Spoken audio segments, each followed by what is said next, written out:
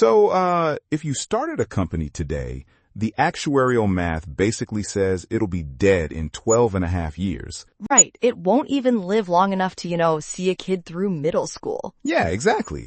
The doors will close, all the assets get liquidated, and the people are just scattered. And, if we look at the massive multinational giants like the corporations with billions in reserve and thousands of brilliant minds, the numbers are somehow just as bleak. Which is completely wild when you think about it. I mean, you look at a massive skyscraper with a corporate logo slapped on it, and you just assume permanence, right? You assume invincibility. Yeah, you assume they've got it all figured out. But today, we're going to look at the biological reality of why human systems, our businesses, our careers, and even our own minds rot from the inside out. It's a fundamental breakdown. Welcome to the Bioeconomic Clinic at Dr.Chicks.com.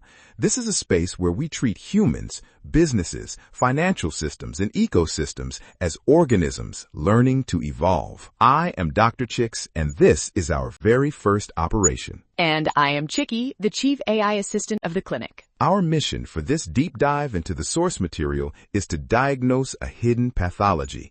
We are calling this pathology mechanical rot.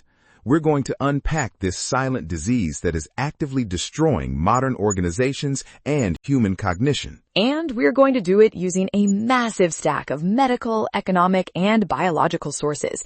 The core premise we're operating on today is incredibly simple, but honestly, entirely paradigm shifting. Oh, absolutely. It's the idea that everything is a living system, a person, a company, a market, an ecosystem. And the fundamental truth that all of our source material points to is this. When we treat living systems like rigid machines, they inevitably decay. And that decay isn't just a fun metaphor. It's measurable. It is mathematical. We're going to explore actuarial data today that absolutely shattered my assumptions about how the world works. Right, but we aren't just here to look at the wreckage of failed systems. We are going to provide you, the listener, with a clinical framework. We call it biostrategy. A complete shift in operations. The goal of this operation is to transition your own career, your business, and your mind from a stagnant puddle into a living river. So, let's begin the diagnosis. To understand why these systems break down, we really have to trace the origin of the disease. Right, the root cause. Exactly. And it stems from a massive historical misunderstanding of both physics and biology. Let's set the stage here because we really have to go back to the Industrial Revolution.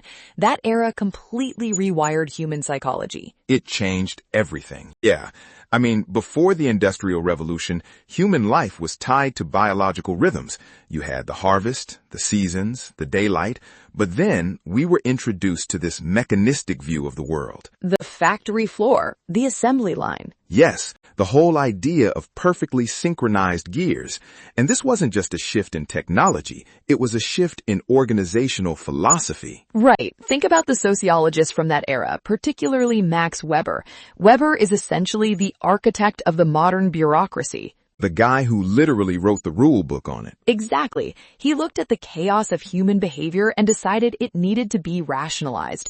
He, along with researchers like Tom Burns and George Stalker later on, mapped out these highly mechanistic organizational models. They wanted to turn human beings into predictable gears, tall hierarchies, centralized command, hyper-specialized tasks, and strict, unforgiving rules. It was the perfect blueprint for a factory making textiles or steel. Right. And we have to acknowledge that for a long time, it worked beautifully.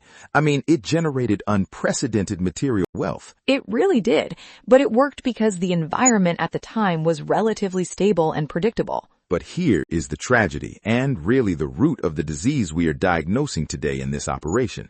The legacy of that era is that the modern world still trains us to operate exactly like those 19th century machines. We build rigid, closed systems optimized entirely for short-term extraction. We expect fixed inputs to always yield fixed outputs. We literally turn living, breathing communities of humans into fossilized machinery. We call this mechanistic ossification. And the reason mechanistic ossification is so profoundly dangerous is because it relies on what we in the clinic call the thermodynamic lie. Okay, hold on. Thermodynamics? We were just talking about office jobs and factory floors. How are we suddenly jumping into physics? Because the way we structure our businesses and our lives is based on a foundational myth about how energy works. This is where the profound economic theory from Nicolaus Georgescu-Roegen comes in. Oh, right, the heterodox economist. Yes, he revolutionized heterodox economics by pointing out a fatal flaw in standard neoclassical economic models, a flaw that every major corporation today still completely ignores. I remember reading his work in the source stack, and it is one of those aha moments that permanently changes how you see the world. Break down what he saw that all the classical economists missed. Well, standard economics treats the economy like a closed Newtonian loop. It relies heavily on Antoine Lavoisier's principle of the conservation of mass. Like from high school chemistry, right? Exactly. The idea that nothing is lost, nothing is created, everything is just transformed. So in this classical economic model, you essentially have a perpetual motion machine. Capital flows to labor, labor produces goods, goods generate capital, and it just cycles endlessly in a perfect, frictionless circle. Which sounds fantastic if you were drawing it on a whiteboard in a boardroom. It implies infinite growth is just a matter of keeping the circle spinning. Yeah, you just pedal faster. Exactly. But it completely ignores the physical reality of the universe. It ignores the second law of thermodynamics, which is entropy. Entropy, the tendency of things to degrade over time. Yes, Georgescu-Roegen pointed out that the economy, or any business or any human body, is not a closed loop. It's a physical subsystem nested within a finite ecosphere. It's grounded in physical reality. Right, and entropy dictates that energy inevitably degrades from a usable low-entropy state to an unusable high-entropy state. So it becomes waste, it becomes heat, it becomes pollution. Precisely.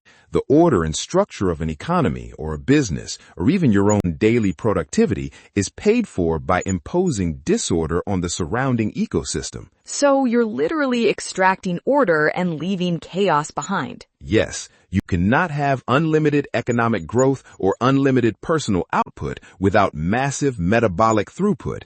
You can't just endlessly extract without dealing with the waste and the degradation of the environment that sustains you. The Newtonian loop is just a mathematical fantasy. Wait, let me make sure I am translating this correctly for the listener. You are saying that when a company demands 10% quarter-over-quarter growth into infinity, they are operating under the assumption that their business is a perpetual motion machine? That is exactly what they are assuming. They are assuming they can just keep spinning the gears without generating friction or exhausting the fuel source. They view the market, their employees, and the planet as an infinite reservoir of low-entropy energy. Here is where it gets really interesting, because I want to bring this down to a mechanical analogy that makes the physics undeniable. Think about a high-performance engine. Oh, that's a perfect parallel. Yeah, if you take a beautifully engineered V8 engine and you just run it in the red line, perpetually, foot to the floor, absolute maximum output without ever letting the heat dissipate, what happens? The thermodynamic reality kicks in. Exactly. The friction coefficient skyrockets, the oil burns off, the metal parts literally begin to warp from the excess heat, and eventually the engine violently seizes. You cannot cheat physics. And you cannot cheat biology, which is exactly how this applies to you, the listener. Think about your own biological software. When you try to run your fluid biological body on a rigid mechanical schedule, working 14-hour days, skipping sleep, eating garbage at your desk. Treating yourself like a server farm that just needs to be plugged into the wall. Exactly. You are running in the red line. You are generating immense internal heat and friction. And because you treat yourself like a machine, you don't allow the system to clear the waste. You are operating without deep metabolic restoration, and the result isn't just that you feel a little tired. The clinical result is cognitive clouding. Explain the mechanism there. What is actually happening in the brain? Well, your executive function physically degrades. The prefrontal cortex, which handles complex decision-making, emotional regulation, and long-term planning, is incredibly energy-intensive. It's an energy hog. Huge energy hog. Yeah, when you force a biological system to operate like a closed-loop machine, the high-entropy waste, literally metabolic byproducts in the brain, accumulates. So the brain is literally filling with waste. Yes, you lose the ability to see nuance. You become reactive. Your biological hardware begins to seize up, just like that engine. That is the first stage of mechanical rot. Because you are bleeding energy. You are trying to force a 19th century industrial blueprint onto a 3.8 billion-year-old biological organism. And if we connect this to the bigger picture, the implications are terrifying. Because we operate under this thermodynamic lie, this delusion that we can endlessly extract without biological consequences. The systems we build are mathematically doomed from the start. They really don't stand a chance. They really don't. And this brings us to the actuarial reality of corporate mortality. What actually happens to these mechanical organizations out in the wild? I mentioned the statistics at the very beginning of our deep dive today, and the data in the sources completely shattered my assumptions about business longevity. It centers heavily on the research of Arie de Geus. He was the guy at Shell, right? Yes, he was the group planning coordinator for Royal Dutch Shell back in the 1980s. He spent nearly 34 decades inside one of the largest, most powerful corporate entities on the planet. A true insider. Completely. And during his tenure, he began to study corporate life expectancy. He wanted to know, simply, how long do companies actually live? And what he found was shocking. A Dutch survey of corporate mortality revealed that the average life expectancy of all companies across the board, regardless of industry, is a mere 12.5 years. It is a staggering number, but one could easily dismiss it by saying, well, that includes mom and pop shops, local restaurants, risky tech startups. Of course, the average is low. Right. That was my exact thought when I first read it. The small fish die fast. But what about the giants? The ones with bottomless bank accounts, global infrastructure, and thousands of analysts mapping out every possible risk. You'd think they'd be immortal. Surely the Fortune 500 companies are immune to this. That is where the data gets even more alarming. De Geus looked at multinational corporations, the Fortune 500, or its equivalent in Europe and Asia. Despite their massive resources, their average lifespan is only 40 to 50 years. That's less than a human span. Much less. He noted that 1/3 of the companies listed in the 1970 Fortune 500 had completely vanished by 1983. Hold on. 1/3 of the biggest companies on Earth wiped out in just 13 years? Between 1970 and 1983, we're talking about massive conglomerates being merged, broken apart into scrap, or going completely bankrupt. Gone. Evaporated. So wait, let me push back on this a bit. You're saying a massive multinational with billions in capital, deep political connections, and top-tier talent just evaporates because of rules, because they operate like a machine. That sounds overly simplistic. Surely market forces, bad products, or aggressive competitors kill them, not just structural rigidity. Well, to understand the actual mechanism of death, we have to look at the sociological concept of organizational ecology. Okay, organizational ecology. Yes, this discipline treats populations of businesses exactly like populations of animals in biology. It looks at how environmental selection pressures act on these entities. The core problem, the reason these giants fall to market forces and competitors, is a pathology called structural inertia. Okay, structural inertia. Unpack that for us. How does it blind a billion-dollar company? So when a company gets that big, the market actually rewards it for being reliable and accountable. Investors want predictable returns. To achieve that perfect reliability, you have to build highly reproducible, rigid structures. You can't have wild cards.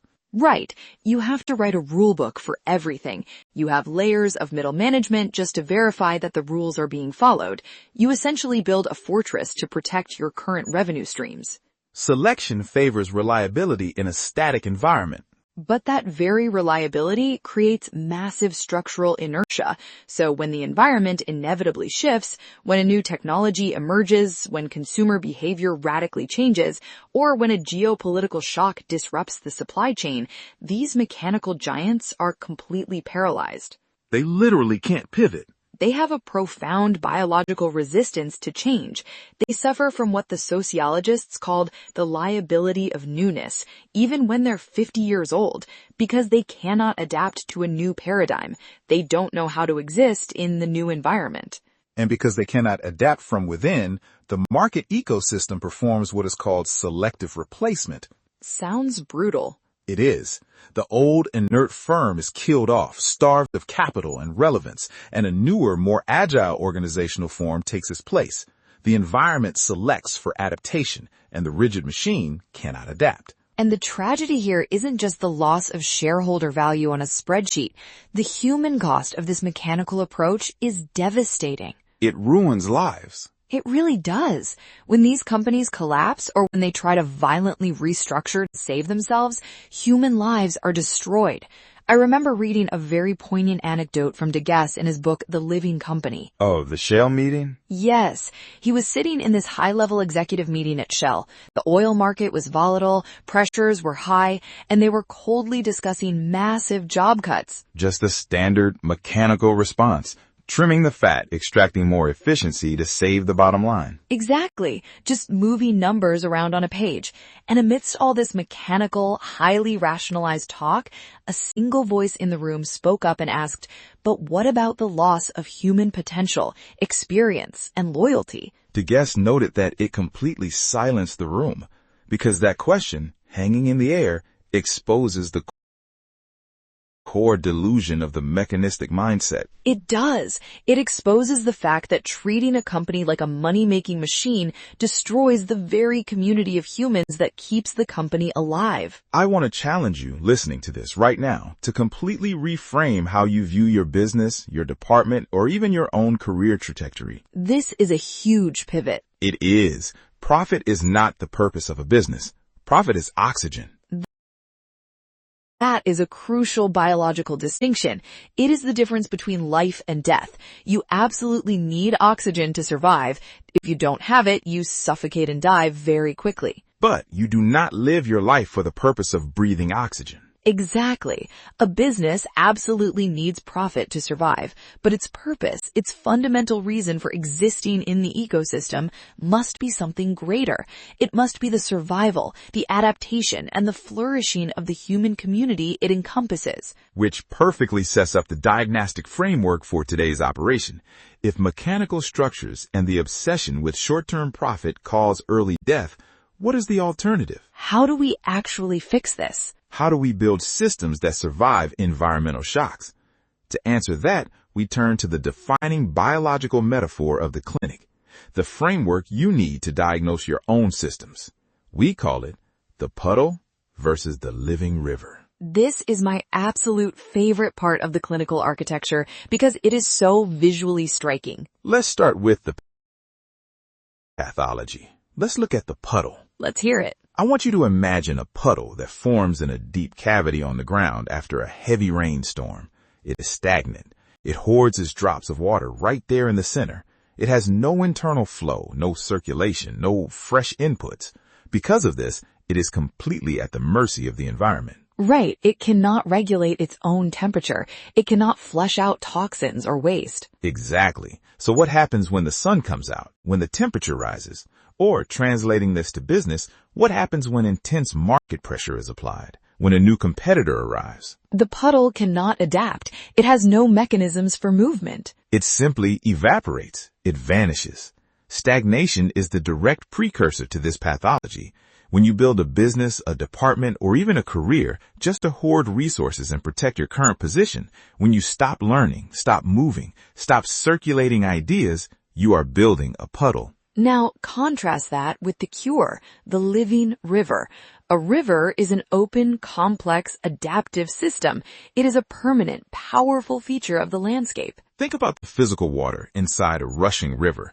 It is incredibly turbulent. No single drop of water stays in the center for long.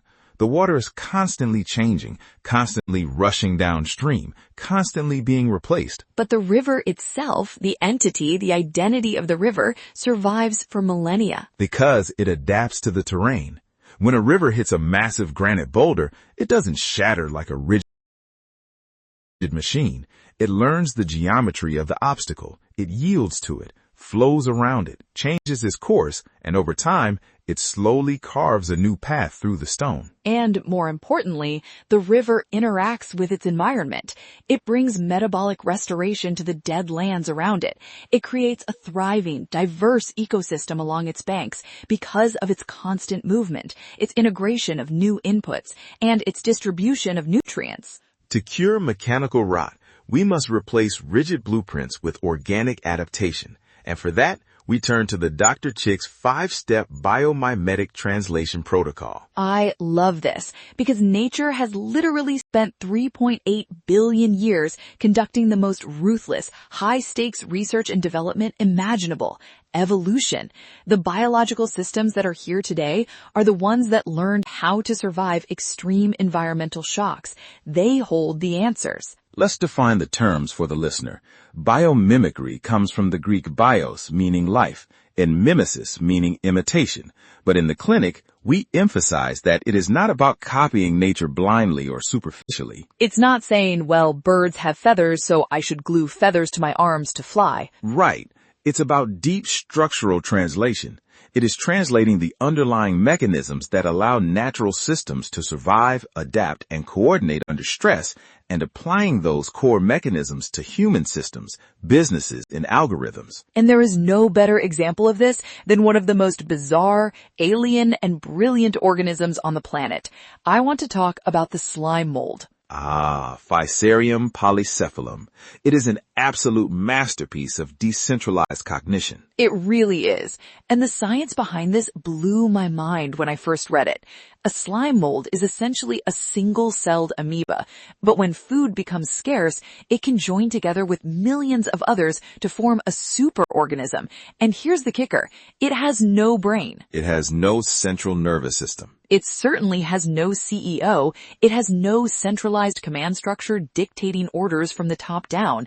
Yet it can navigate complex mazes, find the most efficient routes to food, and survive massive environmental disruptions. The Tokyo subway experiment is the definitive proof of its efficiency. I love this story. Japanese researchers took a map of Tokyo and the surrounding cities, and they placed oat flakes, which the slime mold absolutely loves to eat, on the exact geographic locations of those cities on a petri dish. Like a tiny little map. Yes, a tiny biological map. Then they released the slime mold in the center, representing Tokyo. Over a few hours, the mold reached out, explored the terrain, and built a network of nutrient channels connecting all the oat flakes. And the result was staggering. When the researchers overlaid the slime mold's network with the actual heavily engineered Tokyo subway system, a system designed by brilliant human engineers and urban planners over decades, the networks were almost identical. The slime mold found the mathematically optimal layout, balancing efficiency, cost, and resilience, using localized chemical feedback loops and flocking behaviors. And it did this without a single line of code, without a blueprint, and without a project manager. So what does this all mean for us? Why are we talking about amoebas in this operation? Because it proves a point. It proves that top-down mechanical management is not the only way to coordinate complex systems. In fact, it is often the most fragile and inefficient way. By distributing decision-making to the edges. Yes, by allowing localized agents, your employees, your frontline workers, to respond to immediate feedback, you create an anti-fragile organization. You let the network find the most efficient path. Another powerful biomimetic translation is the bee colony, which perfectly illustrates the danger of structural inertia and the necessity of flow. Oh, the hive dynamics. Think about a hive during a crisis. If you observe a bee colony closely, you realize that a hive almost never dies from starvation. It dies from a lack of internal movement. Circulation is the fundamental requirement for survival. Exactly. The forager bees are constantly moving, bringing in nectar and pollen, but they are also constantly communicating. They use complex dances and pheromones to share data about the environment. If they stop circulating, if they just stay in their designated zones, two catastrophic things happen. First, the hive physically overheats because the constant movement of wings across the comb is what regulates the internal temperature. They literally fan the hive to keep it cool. Yes. And second, the queen's pheromones, the crucial chemical signals that keep the colony cohesive and aligned, failed to reach the edges of the hive. The communication network completely collapses. The organism loses its identity. And this is exactly what happens in a business when you build rigid mechanical silos. Yes. When the marketing department stops talking to the engineering department, when information stops flowing freely across the organization, the corporate hive overheats with internal friction and office politics. And the strategic vision of leadership, the queen's pheromones, never actually reaches the front lines. The system dies not from a lack of resources, not from a lack of profit, but from a total lack of internal circulation. But we have to be brutally clear with the listener here. Adopting biostrategy and biomimicry is not a gentle, passive process. It requires confronting the pathology head-on, and true adaptation is often incredibly violent. This is critical. This is not some fluffy, motivational life hack you read on a social media feed. This is a painful clinical framework. And the best biological metaphors for this are ecdysis, the process of molting, and the eagle renewal. The clinical reality of shedding rigid structures to allow for growth. Right. Let's look at a crustacean, like a lobster first. A lobster's shell does not grow with its body. The shell is a rigid mechanical structure that protects it, but eventually, the biological organism inside grows too large for the rigid structure. The shell becomes a prison. Exactly. If the lobster does not shed the shell, it will literally be crushed to death by its own growth. Structural inertia becomes a fatal trap. So, to survive, the lobster has to undergo ecdysis. It has to secrete enzymes that literally dissolve the connections between its body and its shell. It has to violently pull its entire body, even its eyes and legs, out of the old hard shell. And for a period of time, it is entirely soft, entirely vulnerable. It's hiding under a rock, waiting for a new shell to harden. It risks complete destruction just to grow. It actively dismantles its own defenses because the old defenses have become a liability. Now compare that to the eagle renewal. There's a biological narrative that an aging eagle, to survive another 30 years, must go into isolation. Its beak has become too bent, its talons too dull, its feathers too heavy. It cannot hunt effectively anymore. So it deliberately breaks its own beak against a rock and waits for it to grow back. Then it plucks out its dull talons, it sheds its old feathers, it destroys its old self to gain decades of new life. That is what biostrategy demands of you. You have to look at the rigid systems, the mechanical habits, the toxic workflows that have brought you success in the past, and you have to have the clinical discipline to break them. You have to dissolve the bureaucratic shells that are stifling your growth. You have to endure that period of vulnerability and chaos so that a new, adaptive organism can grow in its place. Which brings us to the diagnostic core of today's operation. We've identified the disease, we've explored the biological cures, but how can the listener practically measure their own systems? Right. How do you know if you are currently operating as a stagnant puddle destined to evaporate or a resilient living river capable of surviving environmental shocks? Well, we have synthesized DeHaze's traits of centenarian companies that have survived over a century, with the evolved-to-survive principles of biomimicry, to create the 4 vital signs of a living system. Let's run the diagnostic. We aren't just going to list these off. I want to see how these vital signs interact in the real world. So, if structural inertia is the primary disease, what is the first biological trait a company must have to counteract it? The primary vital sign is sensitivity to the environment. In the clinic, we call this having your feelers out. Mechanical companies isolate their executives in ivory towers, relying entirely on delayed, abstracted spreadsheet data to tell them what is happening in the world. They're completely disconnected. Exactly. Living systems, however, are locally attuned and highly responsive to real-time feedback. Think of a chameleon. Most people think a chameleon changes color strictly to hide from predators. That's actually a biological myth. It mostly is about communication. Yes, it changes color primarily to communicate its internal biological state, its stress levels, its aggression, its readiness to mate, and to respond dynamically to changes in temperature and light. It's in constant dynamic dialogue with its environment. It doesn't ignore the signals, it physically alters itself based on them. So the question for the listener is, are you in deep dialogue with your market, your employees, your own physical health? Or are you just broadcasting orders from a bunker completely detached from the reality on the ground? But sensitivity alone isn't enough. If you are highly sensitive to every shift in the wind, you risk losing your shape entirely. You just get blown away. You need an anchor. That is why the second vital sign is cohesion and identity. A living system must be a self-perpetuating community. The employees, the stakeholders, the members of the organism must feel they belong to an entity larger than themselves, with a purpose beyond just generating profit. This is how you build a metabolic reserve. When the environment gets hostile, a mechanical company instantly fractures because everyone is just there for a transactional paycheck. When the money stops, the people flee. But a living company holds together because the identity of the organism protects its members. A perfect example from DeHaze's research is the Stora Enso Corporation in Sweden. It is arguably the oldest corporation in the world, founded in the year 1288. 1288. Wait, so they have survived over 700 years of environmental shocks, wars, industrial revolutions, and total market shifts? How? Because of cohesion and sensitivity. They didn't view themselves merely as a machine designed to extract copper. They viewed themselves as a community managing resources. When the copper ran out centuries later, they didn't dissolve the company. Because their identity was cohesive and their feelers were out, they adapted. They shifted into forestry, paper, and now renewable materials. The river maintained its identity, even as the water and the terrain completely changed.